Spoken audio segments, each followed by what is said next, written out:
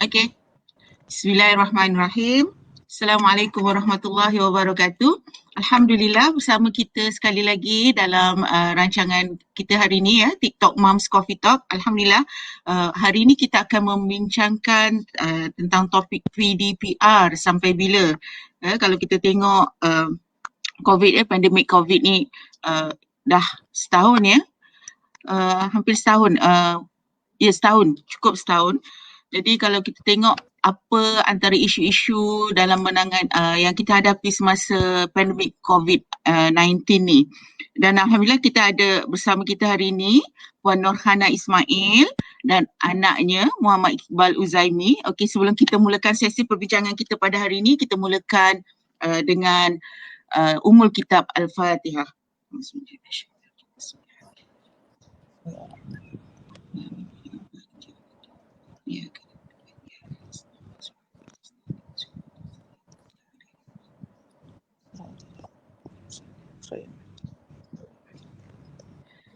Amin, amin, amin ya rabbal alamin. Alhamdulillah. Okey, sebelum kita bersembang dengan lebih panjang lagi, berkongsi concerns ya moms dan juga anak dalam rancangan kita hari ini, apa kata kita perkenalan dulu dengan tetamu kita.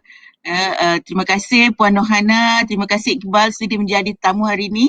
Boleh Puan Norhana perkenalkan diri dan kemudian Iqbal boleh perkenalkan diri? Silakan. Okay, bismillahirrahmanirrahim. Assalamualaikum warahmatullahi wabarakatuh. Terima kasih kepada Puan Anis, saya Dr. Anis, Dr. Mami, kawan lama Umi ni kembali. Umi, saya adalah Puan Norhana binti Ismail. Sekarang sebagai tenaga pengajar lah di Kolej Tingkatan 6 Shah Alam dan mengajar dalam subjek ekonomi. Iqbal adalah anak yang ketiga. Itu saja. Iqbal anak yang ketiga ya. Ada berapa orang anak semua Puan Hana? Yang semua ketiga masih bersekolah atau yang ketiga daripada 7 semua masih bersekolah, ada yang dah bekerja? 2 orang yang masih bersekolah, baru seorang yang bekerja. Baru seorang yang bekerja. Yang lain di IPTA lah, 2 orang masih bersekolah ya? Ya, okay. Alhamdulillah. Okey, Iqbal, boleh Iqbal perkenalkan diri? Boleh. Okey, bismillahirrahmanirrahim. Nama Muhammad Iqbal bin Uzaimi, boleh panggil Iqbal. Berumur 23 tahun ni dan mengambil jurusan pengurusan industri halal di UiTM Shah Alam. Tahun ke berapa Iqbal? Tahun kedua. Tahun kedua. Sem 4. Alhamdulillah. Di Shah Alam ya Iqbal ya? Ya betul, UiTM Shah Alam. Dia bawa fakulti apa? Bawa Akademi Pengajian Islam atau apa? Betul. Akademi Pengajian Islam Contemporary. Akademi Pengajian Islam Contemporary. Sebab masa zaman-zaman Mami di ITM dulu tak ada rasanya kursus ni kan? Kursus baru Dia agak barulah fakulti ni. Berkos sahaja dekat fakulti ni, iaitu Muamalat dan Industri Halal. Oh, Masya Allah ya, dah ke arah lebih, maknanya kita juga menawarkan ya, UiTM menawarkan kursus-kursus yang lebih kepada Islamik lah ya, Islamic way of life kan. Jadi Alhamdulillah. Okey, tajuk perbincangan kita pada hari ini adalah PDPR sampai bila. Ya, kalau kita tengok Puan Hana, Umi sebagai seorang guru dan sebagai seorang ibu, ya bila bercerita ataupun bila kita memperkatakan tentang PDPR ni mungkin ada kerisauan, mungkin ada concerns ya, concern sebagai seorang ibu dan juga concern sebagai seorang guru. Dan untuk Iqbal, of course concern sebagai seorang pelajar kan. Jadi kalau kita tengok PDPR ni, ya kita mula dengan Puan Hana lah. Sampai bila agak-agaknya PDPR ni? Ya Anis, kalau kita tengok berita yang terkini lah daripada saranan Encik Heritan ya, daripada NUTP, dia mencadangkan supaya KPM menangguhkan dulu lah PDPR 2.0 kerana dia melihat kepada persediaan pelajar lah. Pelajar sebenarnya tidak bersedia untuk melaksanakan PDPR ni atas beberapa sebab yang tertentulah. Yang pasti kita tahu bila PDPR ni dia tidak belajar secara bersemuka kan.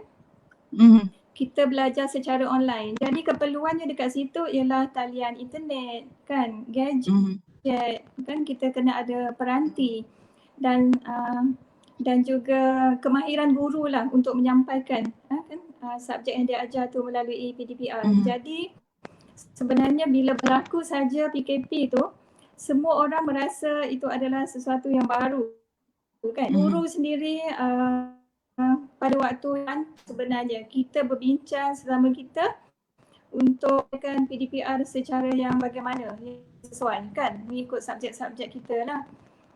Mungkin kalau subjek yang membaca macam sejarah tak ada masalah sangat lah anak rasa kan. Tapi yang melibatkan teknikal yang macam matematik, ekonomi, banyak melukiskan graf, kita perlu ada satu kaedah yang lebih mudah untuk sampaikan kepada pelajar kan. Sama juga macam pelajar apa? Subjek-subjek yang perlu makmal semua kan? Tak kisahlah sama ada di bandar ataupun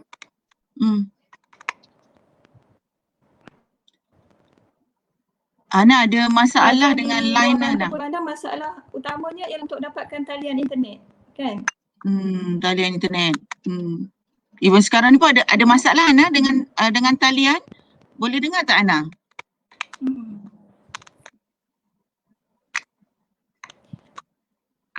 Ana boleh dengar. Anis boleh? Ana boleh dengar.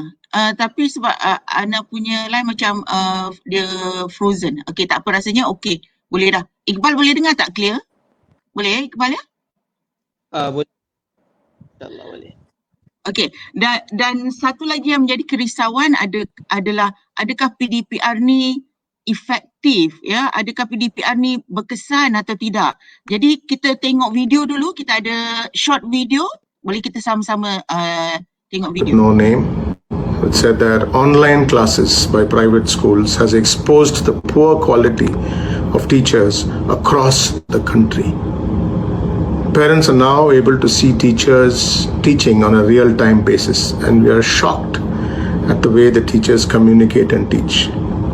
The poor pronunciation, spelling errors, the harsh tone of voice, and the lack of warmth and the lack of friendliness in teachers has outraged many parents. As a parent, we teach our children at home in the evening for 1 or 2 hours, and teaching them one-on-one. I'm sure we're able to give a lot of warmth and keep a gentle voice and teach them as a one-on-one relationship. Put yourself in a situation where you're handling 20 to 40 students. Even under one roof in the real classroom, it's not easy. But they've learnt how to handle that. And suddenly now, they're having to teach 20 to 40 children online, each child in their own home, and most children having a parent sitting next to them, and the teacher knowing that they're being watched by these teachers. It is a different world. They've not been trained in handling 40 children in different homes at a distance. And all I'm asking is, please don't put additional stress on these teachers who are learning. Some of them are not young and they've never done an online class before. Let's give them the patience. And if your child is taking online classes, get them a headphone which shuts out the rest of the home environment. Let the child focus on the class.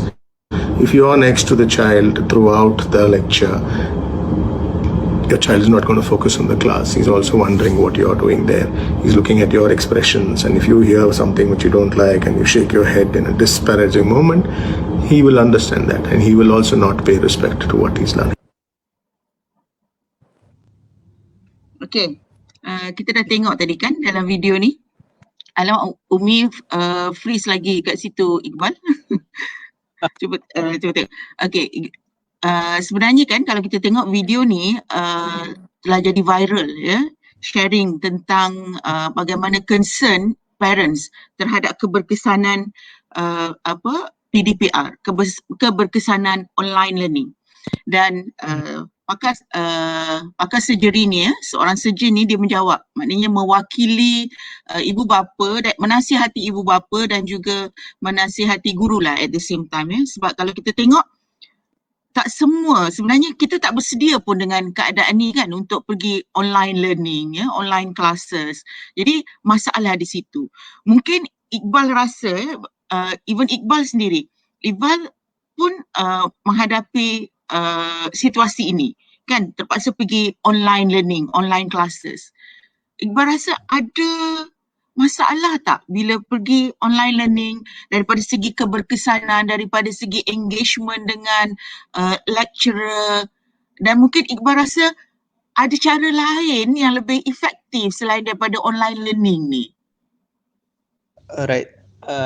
Okay, bila kita cerita pasal online learning ni ataupun online classes ataupun istilah yang digunakan dalam UiTM sendiri, online distance learning, which is kita pada rumah lah.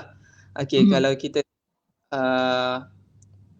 online learning ni dia adalah satu benda yang kita akan expect akan terjadi pada suatu hari nanti disebabkan perkembangan IR 4.0 sekarang ni kan. Jadi evolusi tak akan ada seiring dengan pembelajaran tu sendiri. Cumanya kita tak expect evolusi tu berlaku dengan secepat ni kan. Disebabkan pandemik kita terpaksa adapt situasi online learning ni. Jadi kalau kita tengok keberkesanan dia, kita tahu benda ni adalah satu benda yang never happen before ataupun unprecedented, tak pernah alami semua negara. Jadi bila tak pernah dialami, tak pernah experience, of course akan ada kekurangan ataupun kelemahan dari sistem itu sendiri. Jadi pada menurut pandangan saya, keberkesanan online classes ni saya boleh simpulkan pada 3 benda lah. Yang pertama adalah dari sudut konten tu sendiri ataupun kaedah pengajaran ataupun pembelajaran. Kalau kita tengok lecturer banyaklah menggunakan pelbagai kaedah macam mana nak sampaikan pengajaran tu. Ada yang melalui mesyuarat, ada yang melalui kuis, perbincangan ataupun bagi video saja, kemudian kami akan kupas video tersebut. Jadi ada banyak kaedah lah content learning ni, dan tak semua kaedah tersebut sesuai dengan semua orang. Ada orang selesa dengan kaedah, ada orang selesa dengan kaedah. Okay. Yang keduanya adalah accessibility in studies. Maksudnya kemudahan nak belajar tu in terms of capaian internet okey ke tak, study space, macam mana kita ada ruang yang kondusif, environment yang sesuai untuk belajar, especially dekat rumah. Tak semua orang ada kemudahan ataupun akses tempat belajar yang baik. Dan lagi kalau mereka yang tinggal di rumah kecil, ruang mereka untuk belajar tu pun menjadi terhad apabila mereka terpaksa berkongsi dengan adik-beradik yang lain. Contoh betul. Kelas ke ataupun nak buat video, nak rakam video presentation. Jadi terpaksa untuk cari ruang yang betul-betul menjaga privasi. Ketiganya adalah kita tengok alat peranti lah yang dekat sini peranan yang besar. Yang mana kalau untuk setengah orang maybe alat peranti tak menjadi masalah buat mereka, tapi kalau kita tengok peratus yang dikeluarkan daripada pihak KPM sendiri, mereka melihat ramai lagi masyarakat Malaysia ni yang tak mempunyai capaian internet yang bagus dan juga cukupnya, yang mana terpaksa bergilir-gilir dengan adik-beradik yang lain. Tak pun dengan ibu sekali pun kan, terpaksa berkongsi phone. Ayah nak guna phone tapi anak pun nak guna phone juga kan. Jadi akan berlaku konflik lah. Betul. Penggunaan alat peranti tersebut. So yang ketiga yang paling penting yang saya kira keberkesanan tu diukur pada self management lah. Macam mana kita disiplinkan diri kita untuk stay focus on online classes kan. Kalau maybe setengah orang tak ada masalah dengan internet, tak ada masalah dengan alat peranti, tak ada masalah dengan kaedah.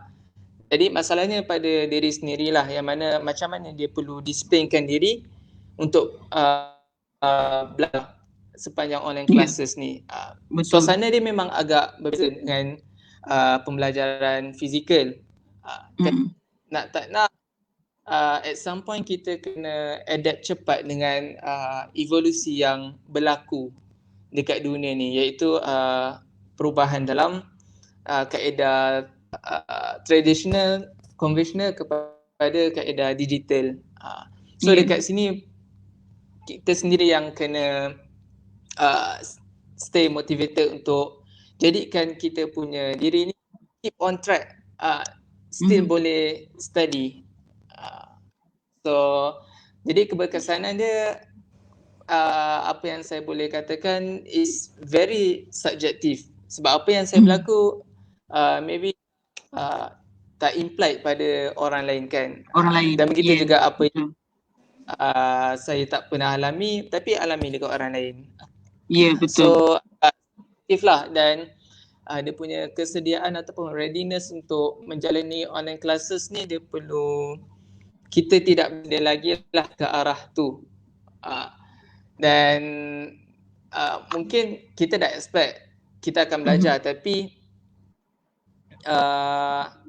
mungkin disebabkan pandemik yang berlaku ni, kita akan belajar daripada experience, kita akan mula develop infra-infra yang sepatutnya untuk menjalani online classes. Okay. Itulah pandangan saya. Okay, Mami tertarik kan bila Iqbal cakap tadi, antara cara untuk memastikan keberkesanan online learning ni ataupun PDPR ni kan, atas diri sendiri, atas pelajar kan. Maknanya kita tengok sini, tanggungjawab ni, maknanya untuk kita memastikan dia berkesan. Tanggungjawab tu bukan hanya tanggungjawab seorang guru, bukan hanya tanggungjawab seorang pelajar, tapi juga tanggungjawab seorang parents. Ya, tanggungjawab parents. Dan sebagai pelajar, macam Iqbal kata tadi kan, stay fokus, kena ada time management sendiri. Ya, sebab ini terpulang kepada diri sendiri, terpulang kepada pelajar. Kalau kita ada fasiliti yang bagus pun, kalau diri sendiri tak disiplin untuk mengikuti online class, tak akan berkesan juga kan Iqbal kan? Jadi untuk Iqbal sendiri, macam mana Iqbal mengatur jadual Iqbal? Macam mana Iqbal pastikan Iqbal fokus dengan online learning, Iqbal up to date dengan apa yang apa yang being assigned by your lecturers, dan Iqbal juga sentiasa maknanya engage dengan, bukan hanya dengan lecturers, tetapi juga engage dengan kawan-kawan sekelas. Macam mana Iqbal memastikan perkara-perkara ni untuk memastikan keberkesanan online learning tu tadi? Pertama sekali kita kena ada matlamat yang jelas untuk ataupun kenapa kita belajar dekat industri ni. Especially bila bergelar sebagai seorang mahasiswa, dia perlulah untuk ada self management yang baik. Kalau Iqbal, saya sendiri, saya akan cuba setkan masa berapa jam yang saya perlu study dalam sehari. Dan paling penting kena ada study betul. Kalau saya lepas, saya tak set study space yang baik lah untuk belajar online learning ni. Tapi bila dapat tahu SEM ni pun terpaksa berhadapan dengan online classes, jadi terpaksalah untuk set up tempat belajar yang baik supaya dapatkan vibe ataupun environment yang bagus untuk belajar. Yang ketiga adalah communication antara kita sendiri dengan kawan-kawan kita. Pada saya, untuk survive this online classes adalah macam mana kita communicate dengan kawan-kawan kita. Dan yang paling banyak membantu untuk saya survive dalam online learning ni, saya boleh katakan kepada kawan-kawan saya lah. Sebab mereka always keep spam ataupun ingatkan info-info yang penting. Ataupun kira macam spam juga Iqbal ya? Asyik masuk je info ya? Okay. Spam jugalah, tapi in a good way. Yes, okay, good. Kita akan alert dekat bila due date assignment ataupun due date assessment kena hantar bila. juga bagi info apa-apa yang kita terlepas. Sebab kita tahu bila sepanjang online classes ni tak semua orang ada internet yang baik.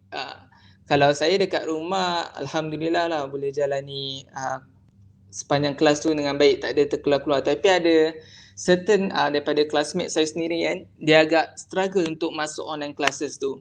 Tiap kali masuk terkeluar, tiap kali masuk asyik terkeluar. Macam Umi saya sekarang ni lah. Itulah kan, baru nak cakap kan. Umi sekarang menghadapi masalah yang sama. Itulah dia, Umi pun tengah struggle untuk masuk kan. Mungkin sebab aplikasi StreamYard ni kot. Okay.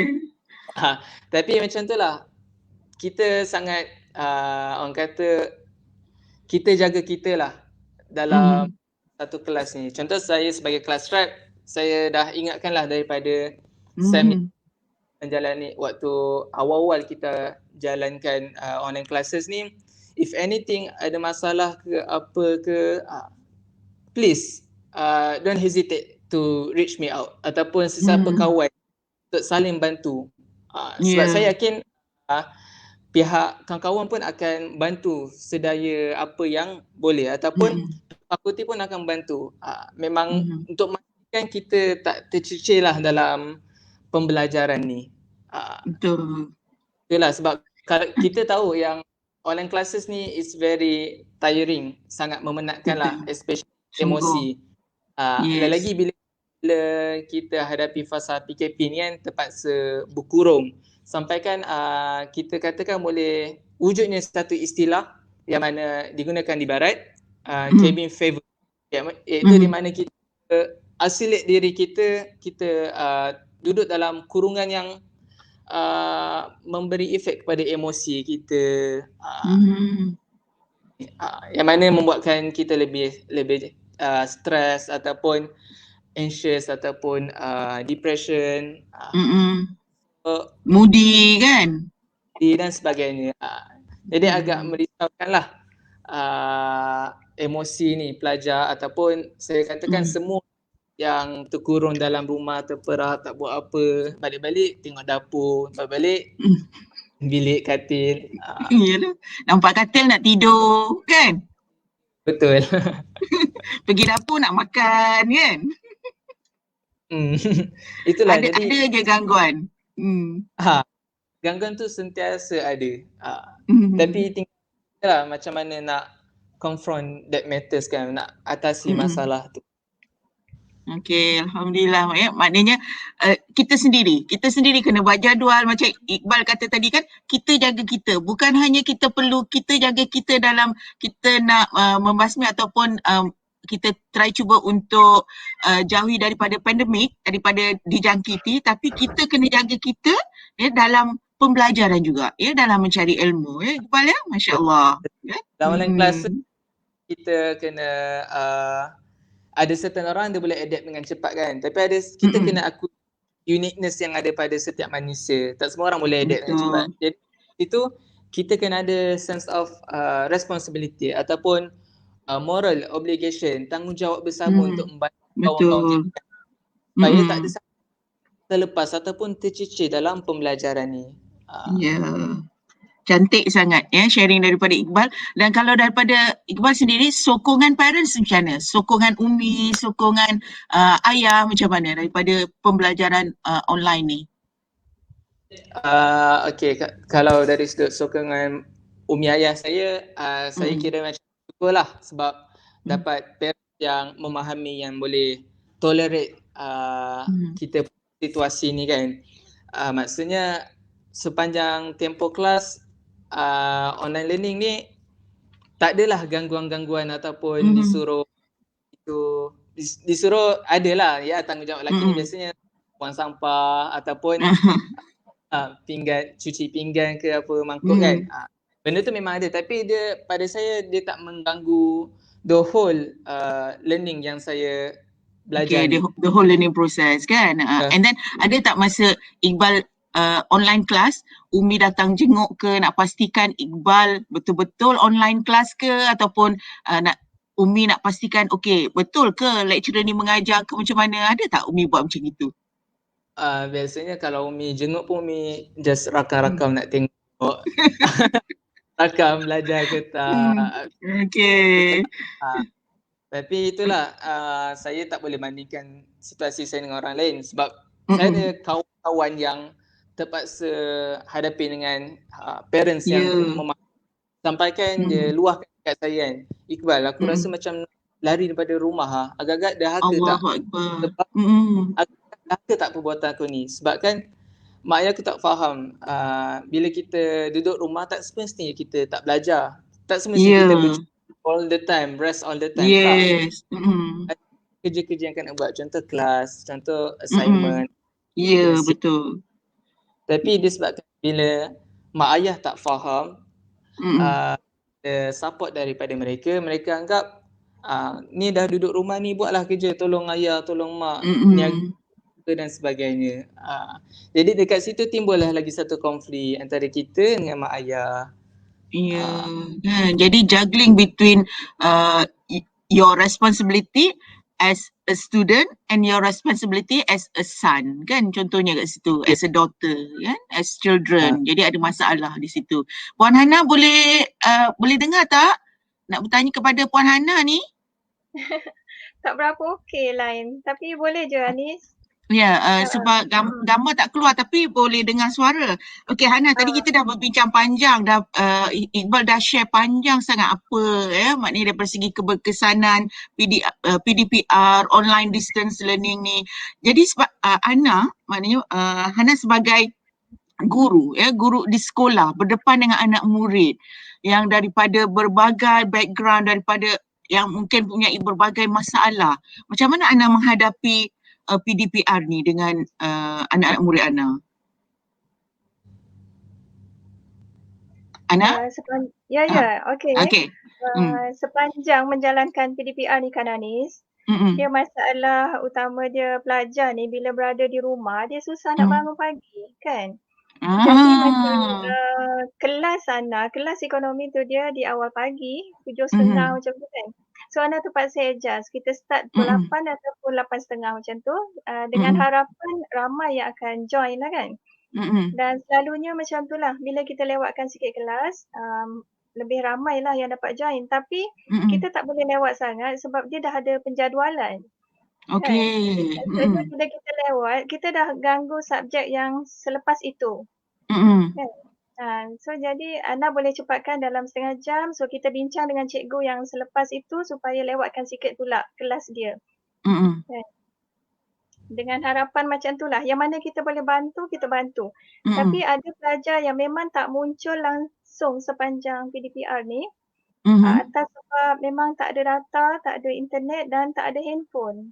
Allahu Akbar. Maknanya tercicir kan. Kalau kita tengok tadi, even dalam slide kita tadi, almost 90% pelajar tercicir sebab masalah, fasilitis masalah, tak ada alat peranti, tak ada akses untuk internet semua. Jadi macam mana pihak sekolah menghadapi ataupun menyelesaikan masalah-masalah macam ni? Biasanya pada guru lah kan, kita usaha, kita belikan mereka data kan supaya mereka dapat sama-sama join kelas. Dan ada juga mereka ni yang, sebab mereka ni pelajar yang dewasa, tingkatan 6, jadi ada sebahagiannya yang bekerja part time. Jadi mereka ada pendapatan lah untuk membeli handphone baru contohnya kan. Dia bila dah beberapa bulan selepas itu, okey cikgu saya boleh join, saya dah ada handphone. Cakap macam tu kan. So macam tu lah. Dan ada perkongsian daripada kakak ipar daripada sekolah Mahat Muar. Dia kata guru-guru memang buat collection untuk beli data dan bantu calon SPM. Untuk bantu calon SPM lah, untuk supaya tidak ketinggalan ataupun keciciran mengikuti kelas. Dan ini sebenarnya dibantu ataupun dengan kerjasama PIBG. Kan? Okay. Kenal pasti parents yang susah, so kita bantu. Dan kita pinjamkan juga jika mereka tak ada laptop contohnya, kita pinjamkan daripada sekolah, kan? Daripada milik KPM. Kita pinjamkan, jumpa pelajar, bagi mereka laptop, belikan data, macam tu lah. Itu adalah usaha yang kita boleh buat lah. Selain daripada itu, macam lembaran-lembaran kerja, pihak sekolah akan beri juga edarkan pada anak murid kan, sebab macam tengok di setengah-setengah sekolah tu maknanya untuk memastikan pelajar-pelajar ni on track, pelajar-pelajar ni dapat buat latihan, diorang akan ada satu maknanya hari-hari yang diorang akan edarkan lembaran-lembaran kerja, bila maknanya parents boleh datang collect untuk anak-anak sendiri boleh datang collect untuk ambil lembaran kerja. Di sekolah Ana ada buat macam tu? Ya betul. Itu berlaku di sekolah anak lah, di sekolah sebelah sebab kebanyakan pelajar tu tinggal berdekatan dengan sekolah. Tapi macam untuk tingkatan 6, kebanyakan pelajar datang daripada daerah yang di luar Shah Alam, yang agak jauh lah. Kan? So untuk merentasi daerah, merentasi kawasan itu menjadi satu kekangan. Jadi kita bagi melalui email. Kan? Kita bagi latihan melalui email, kita bagi masa 1-2 hari mereka siap dan hantar balik jawapan tu menggunakan Google Classroom ataupun guna email semula. Kan? Dan even even macam online class yang Ana buat pun macam Ana kata tadi, setiap hari memang dah ada slot-slot kan, maknanya kelas-kelas yang berbeza. Even online class pun Ana rakam, so students maknanya pelajar-pelajar boleh tengok balik, boleh ulang kaji melalui recorded online classes yang Ana buat. Ada juga yang kita buat short video lah macam tu kan, short video sebab masa melukis graf, masa untuk menerangkan, kita tak boleh buat secara live macam tu kan. Mungkin ada pelajar yang tak dapat ikut, dia tertinggal. So kita recordkan. Kita recordkan dan share pada pelajar. Macam tu lah. Okey, daripada segi itu daripada engagement dengan pelajar kan, macam mana pula engagement dengan parents, memastikan yang parents juga menyokong anak-anak ni untuk PDPR, untuk online classes? Ya, itu adalah masalah lah untuk pelajar tingkatan 6 ni. Mereka dah dewasa kan, tapi kita kelas, kita ada simpan nombor telefon ibu ataupun ayah. So yang mana tak pernah muncul dalam PDPR, tak pernah join online, kita akan call parents, tanya masalah kan. Biasanya masalah-masalah pelajar ni memanglah mereka tak ada gadget dan tak ada data lah. So kadang masalah utama ya. Betul, walaupun duduk di bandar kan. Dan ibu tu sendiri pun cakap, minta maaf cikgu, saya tak boleh nak buat apa kan. Betul. Jadi kita sendiri usahakanlah. Ada pelajar yang beritahu cikgu, macam cikgu nanti selepas PKP saya akan datang rumah cikgu belajar dengan cikgu yang mana tertinggal kan. Allahu Akbar. Kita terima pelajar-pelajar yang macam tu. Ya. Dan sebenarnya bila PDPR ni, bila online classes ni, tugas guru, tugas anak murid, tugas students juga sebenarnya bukan hanya macam biasa, dia jadi double, triple the effort kan? Macam Iqbal kata tadi, sebenarnya lagi tiring kan? Macam dia there and then kita nak kena reply students kadang question, dan students juga kadang-kadang there and then macam lecturer ataupun guru-guru contact kan. Jadi sebenarnya lagi tiring, memenatkan dan memerlukan, sangat stressful kan. Jadi macam Hana sendiri kan, Hana di rumah, Hana sebagai cikgu, Hana sebagai ibu. Jadi stres, dia punya stres ni ataupun tekanan tu bukan hanya sebagai seorang guru yang menghadapi anak murid, tetapi sebagai seorang ibu juga yang mempunyai anak-anak yang terpaksa melalui online classes ni, terpaksa melalui PDPR ni. Jadi macam mana, apa yang Ana buat untuk anak-anak? Contohnya untuk Iqbal dan juga anak, ada yang seorang lagi masih bersekolah kan anak kan? Yang di Mahat kan? Jadi macam mana Anda memastikan yang mereka ni dapat mengikuti online learning, dapat mengikuti PDPR dengan sebaiknya sebagai seorang ibu? Masya Allah Anis, bila tiba hari yang ada kelas tu kan, kita masing-masing semua online ya. Ana ada 2 orang anak yang akan ambil SPM tahun ni. Lepas tu Ana ada Iqbal, 2 orang. Lepas tu Iqbal yang dalam di UiTM pun sekarang berada di rumah, dan seorang lagi yang final year masa tu kan, yang anak yang second pun berada di rumah. Jadi bila di rumah tu serentak awal pagi, kita 5-5 ada kelas kan. Biasanya yalah kita guru-guru tak biasa dengan kaedah online ni kan, tapi kita cepatlah belajar. Anak-anak ajar cara macam mana nak handle, bagaimana nak guna Google Classroom kan. Cepatlah Iqbal dan adik dia banyak membantulah. Mm-mm. So daripada situ anak kita masing-masing mengambil ruang lah. Sebab dah ramai nanti suara Yelah, bercampur. bergema-gema. Bergema-gema lah macam-macam dari segala sudut rumah. Dari dalam bilik sana, bilik sini, daripada ruang tengah, dapur kan, masing-masing lah. Jadi Ana memang takkan ganggu lah anak-anak ketika mereka sedang online. Kan, kita boleh adjust waktu kita breakfast, waktu makan. Tapi Ya, sekarang ni, betul. ada kawan-kawan guru yang ada anak kecil kan. Sambil Ya. mengajar, susukan baby, anak menangis. Itu adalah Allahu kekangan lah Akbar. daripada pihak guru. Sebenarnya parent patutnya faham, patutnya kita sama-sama cari jalan untuk atasi benda ni kan. Kita tak boleh, orang kata kita tak boleh saling menyalahkan kan. Ya. Sebab Anda suasana bercakap atas kapasiti Ana sebagai seorang ibu, sebagai parents dan juga sebagai seorang guru kan. Ya betul. Kita sebagai guru tak pernah ambil jalan untuk menyalahkan parents kan. Tapi bila kita dengar ada parents yang kata tak puas hati dengan keberkesanan PDPR ni, kita sebenarnya okey, kalau ada apa-apa idea cuba share kan. Kita nak buat macam mana. Kita sama-sama bantu anak kita, okey? Ya, betul. Kita tak nak ada situasi yang saling menyalahkan sebab kita sama-sama berada dalam satu suasana yang baru. Kita tak pernah lalui pun COVID, pandemik ni kan. Yalah. Sepatutnya itulah yang kita harap daripada ibu bapa dan semua pihak. Yalah, even Ana sebagai seorang guru, sebagai seorang cikgu, pendidik, sebagai seorang ibu, Ana pun belajar daripada Iqbal contohnya kan untuk macam mana nak pergi online classes ni. Iqbal, boleh share tak? Kadang-kadang Umi datang, macam mana nak set up ni? Apa yang Iqbal buat selalunya? Iqbal ajar Umi macam mana? Biasanya kadang-kadang awal-awal tu just ajarlah Umi macam mana nak set up online classes kan, guna Google ke ataupun guna Google Meet, apa-apalah yang boleh digunakan kan, ataupun tanya macam mana kita nak buat quiz online ke ataupun macam mana nak buat video. Jadi dari sudut-sudut materials dalam pengajaran tu lah yang saya boleh share lah dengan Umi sendiri macam mana nak gunakan ataupun materials apa yang lecturer saya biasa guna. Kan? Dari sudut materials dalam study tu je lah. Umi cepat belajar tak? Bila Iqbal tolong tunjuk dia tu, Umi cepat belajar? Biasanya kita set upkan untuk dia.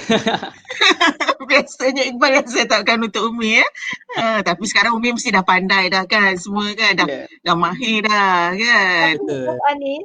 Anis, kalau di pusat pengajian tinggi macam di UiTM, di UM kan, mereka ada satu space yang lebih mudah untuk menyampaikan. Maksud dia pelaksanaan platformnya, kita ada platform. Betul. Kalau di sekolah kita agak terhad kan, tapi kita cuba. Kita sesama guru sebenarnya sentiasa berbincang. Kita nak buat cara macam mana kita nak buat cara macam mana, and then kita buat sesuatu kita share kan. Maknanya atas daya usaha, atas effort guru-guru sendiri kan? Nak guna platform apa, nak belajar, nak yang terbaik, nak guna cara macam mana kan? Ya. Kita ada Google Meet kan, kita adalah Google Meet tapi agak terhad lah dia punya penggunaan kan. So macam tu lah, kita sentiasa nak perbaiki cara macam mana yang terbaik. Ya, betul. Macam Iqbal di UiTM guna platform apa Iqbal? Biasanya kalau kami di UiTM, kami ada satu platform dipanggil e-future lah. E-future, okey. Ialah kita buat segala assessment ataupun homework. Yes. Assessment yang diberikan, diassignkan dekat kami semua, kami akan submit lah dekat situ, attach files. Ya, betul.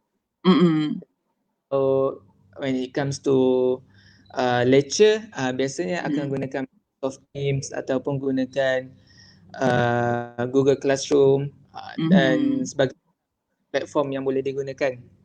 Yelah, kan sebab macam kalau di universiti ni kita lebih ada platform yang khusus, jadi semua macam assignment, even test pun semua kita boleh buat melalui platform tersebut, contoh macam Blackboard ke kan, Blackboard Learn ke ataupun jadi lebih khusus. Tapi macam di sekolah ni mungkin terhad kan. Ya, apa dia Iqbal? Ada Kalau kat sini kita nampak dia banyak guna data lah sebab nak kena submit file, nak kena simpan segala betul. notes ataupun handout yang lecturer bagi kan, especially dalam Google. Jadi bila kita fikirkan pelajar sekolah menengah ataupun ataupun prasekolah, macam manalah mereka nak hadapi benda ni kan. Ya, betul. Kalau macam adults maybe they can adapt easily kan, tapi berbeza dengan budak-budak yang baru nak tahu. Betul kan? Dan parents pun tak semuanya yang kita katakan IT savvy kan. Benda-benda ni pun memerlukan kemahiran juga, memerlukan 2-3 hari juga nak belajar, nak explore kan. Betul.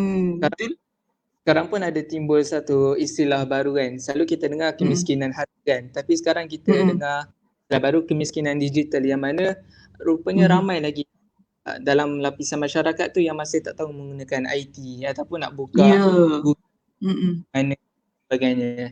Tapi tak apa, at some point kita belajar. This is like learning process untuk ke arah digital, dunia digital ni. Ya, betul kan. Dan kita tak tahu sampai bila sebenarnya perkara ni akan kita perlu lalui perkara ni kan. Sebab kalau macam dalam apa yang keluar di media, di akhbar kata mungkin 7 tahun lagi kita akan paksa menghadapi pandemik ini. Ya, tapi PDPR tu, online learning tu, berapa lama lagi kita tak tahu. Jadi kita terpaksa bersedia dan kita terpaksa adapt kan. Sebagai parents, sebagai students, sebagai anak-anak, sebagai guru juga kita terpaksa adapt dengan situasi ni. Sama-sama, sepatutnya kita sama-sama membantu, sokong menyokong. Mudah-mudahan kan. Hana ada apa-apa nak tambah lagi Hana? Apa harapan Hana? Selain daripada PDPR ni, mungkin ada lagi cara-cara lain untuk kita memastikan anak-anak kita tidak ketinggalan dari pembelajaran lah. Ada Hana nak share apa-apa lagi? Ya Nis, sebenarnya kita mengharapkan apa yang berlaku ni tidak lama kan. Tidak lama dan kita pun sekarang kalau kita tengok tingkatan 5 dan 6 sudah balik ke college masing-masing dan kita sekarang telah pun melaksanakan PDPC secara bersemuka lah kan. Jadi semampunya lah guru-guru mengulang semula kan apa yang dah ajar secara online masa PDPR dulu, bantu pelajar kan yang mana tertinggal kan. Jadi Ana nampak kegigihan pelajar dekat situ. Mereka usaha untuk datang kan, untuk datang ke college dan belajar dengan cikgu. Jadi untuk setakat ni, untuk peperiksaan yang semakin dekat ni, itulah yang dapat kita bantu kan. Yalah, seboleh mungkin ya. SPM dan STPM, yes. Betul. Untuk masa akan datang kita mungkin akan ada satu kaedah ataupun satu teknik yang lebih efisien lah untuk semua pelajar kan. Mudah-mudahan. Ya, sebab ialah benda perkara baru kan, new norm. Jadi kita baru nak menyesuaikan. InsyaAllah mudah-mudahan kita boleh semakin lebih baik, semakin efektif mudah-mudahan ya. Ya, betul. Okey. Terima kasih Hana, terima kasih Iqbal sudi berkongsi pengalaman, sudi memberikan nasihat-nasihat ya, tips-tips untuk sama-sama kita menghadapi new norm ni, sama-sama kita menghadapi PDPR ni. Ya, bukan hanya untuk pelajar-pelajar tapi juga untuk guru-guru dan juga untuk ibu bapa. Ya, apa yang penting sebenarnya kita sama saling sokong menyokong baru berjadi insya-Allah mudah-mudahan kan ya. Kalau macam terima kasih banyak. Ya Iqbal. Kalau kita tengok PDPR ni is still new kan. Kalau kita tengok sekarang terlalu banyak blaming each other kan. Ada yang salahkan mak ayah, guru, ada yang salahkan cikgu. Kerajaan sendiri tak buat satu polisi yang bagus. Pada saya kita semua still learning macam mana nak still explore ataupun discover kaedah apa yang terbaik untuk pembelajaran ni kan, yang mana dapat menjaga education ataupun pembelajaran anak-anak ataupun kami sendirilah as pelajar supaya tak menjadi generation, the loss in terms of education ni kan. Yes. So bagi saya, kita stop blaming each other and start thinking, fikir Betul. apakah cara yang baik untuk menyelesaikan semua masalah kan. Jangan jadi duri dalam masalah, bahkan lagi masalah tapi tak ada sumbangan in terms of idea ataupun solusi. So sama-sama kita bersatu, bekerjasama, moral obligation kita jaga kita. Betul. Masya Allah, cantik sangat Iqbal ya. Jangan jadi duri dalam daging, jangan jadi duri dalam masalah tu kan Iqbal kan? Sangat cantik kan? Betul. Ya, kita jaga kita, bukan hanya kita jaga kita untuk memastikan kita dapat mengelakkan pandemik, tapi kita jaga kita untuk kita sama-sama tidak masuk dalam statistik dalam lost generation tu. Kan? Tercicir daripada segi pendidikan ya. Sebab kita, pembelajaran ni macam mana pun di rumah ataupun di mana pun kena ya. Kita kena cuba sedaya upaya kan, sebab ilmu tu kan, untuk mendapatkan ilmu tu ya, cara macam mana pun ya, kena sokong menyokong. Masya-Allah. Tak nampaklah muka Hana kan, tak puas nak bercakap. Alah Anis, minta maaf hari ni line kenapa tak okey. Ini nak menunjukkan kan, maknanya betul sebenarnya ini antara masalah utama, betul kan? Ya. Iqbal apa? Iqbal nak tambah apa? In the end apa dia Iqbal? At the end, apa yang saya nak kata tadi, maybe at the end of this learning process adalah kita nak lahirkan pelajar yang berkualiti in terms of jasmani ataupun emosi, rohani dan intelektual. Bukan sekadar all the subjects ataupun all the contents, kemudian bila exam muntahkan semuanya. Tak. Kita nak basic, iaitu tanam perkara asas, iaitu the life ethics. Menjadi seorang manusia yang ada etika yang baik dan sebagainya. Itulah point education yang kita nak harapkan. Itulah. Masya Allah, cantik sangat sharing perkongsian daripada Iqbal. Semoga menjadi anak muda yang menjadi kita katakan pewaris bangsa nanti. Bukan hanya pewaris bangsa, tapi yang paling penting adalah yang akan menegakkan agama tu nanti. InsyaAllah, mudah-mudahan Iqbal ya. Okey, terima kasih sekali lagi Iqbal, Hana kerana sudi menjadi tetamu kita pada hari ini. Kalau kita tengok di bawah Yayasan Warisan Ummah Ikhlas ni, selain daripada program TikTok Moms Coffee Talk ni, kita ada macam-macam lagi program. Kita ada TikTok Premier, kita ada TikTok International. TikTok International ni kita ada setiap hari Jumaat malam. Ya, Iqbal boleh ajaklah kawan-kawan untuk menyaksikan TikTok International ni di YouTube dan juga di IG dan juga di FB ya, setiap Jumaat malam. Dan kita juga ada TikTok Premier. Okay, ini mingguan, ini every week kita ada Iqbal ya, TikTok Premier kita ada. And then selain daripada tu, kita ada juga program-program lain ya. Kita ada program untuk ayah, kita ada majlis ayah ya, dan untuk ayah juga kita ada mengopi bersama ayah. Dan semua program-program ni adalah pengisian program untuk Quranic Valley ya, lembah Quran yang insya-Allah akan ada yang di dalam perancangan. Antara program-program lain yang kita ada ialah My Quran Time, kita ada wacana Al-Quran, kita ada Soul for Fitness ya. Tadi kita dah sebut majlis ayah, mengopi bersama ayah. Kita ada TikTok Premier dan TikTok International dan juga TikTok Moms Coffee Talk. Dan semua program-program ni adalah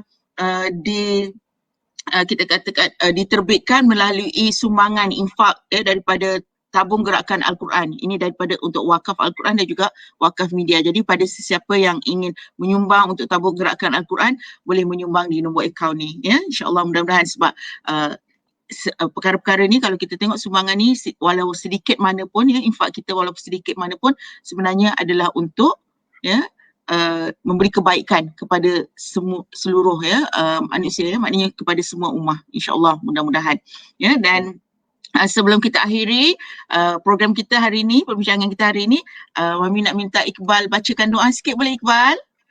Untuk menutup majlis kita ya. Ya, boleh Iqbal ya. Okey. Boleh. Okay. Sila Iqbal. Bismillahirrahmanirrahim. Alhamdulillahirabbil alamin, hamdan hamidan, hamdan syakirin, hamdan sabirin, hamdan yafi ni'amahu wa yukafi mazidah. Ya Rabbana lakal hamdu kama yanbaghi li jalali wajhika wa azimi sultanik. Allahumma ighfir lana dhunubana wa liwalidina warhamhum kama rabbawna shighara wa li jami'il muslimina wal muslimat wal mu'minina wal mu'minat wal mu'allimina wal mu'allimat al ahya'i minhum wal amwat bi rahmatika ya arhamar rahimin. زينا بالعلم وزينا بالحلم وأكرمنا بالتقوى وجملنا بالعافية ربنا لا تزغ قلوبنا بعد إذ هديتنا وهب لنا من لدنك رحمة إنك أنت الوهاب اللهم يا مقلب القلوب ثبت قلوبنا على دينك وعلى طاعتك ربنا هب لنا من أزواجنا وذريتنا قرة أعين واجعلنا للمتقين إماما اللهم اجعلنا من الناجحين والفائزين والممتازين في كل امتحان في الدين في دراسة في الدنيا والآخرة ربنا آتنا في الدنيا حسنة وفي الآخرة حسنة وقنا عذاب النار وقنا عذاب القبور وقنا عذاب الآخرة وصلى الله على سيدنا محمد وعلى آله وصحبه وسلم والحمد لله رب العالمين. Amin, amin, amin ya Rabbal Alamin. Terima kasih banyak-banyak Iqbal, terima kasih Ana, terima kasih semua penonton yang bersama kita hari ini, bersama kita pada petang ini. Didoakan semuanya dalam lindungan Allah. Amin, mudah-mudahan ya. Terima kasih. Assalamualaikum warahmatullahi wabarakatuh. Terima kasih Pak Menganjur. Thank you for having us. Thank you. Thank you Iqbal.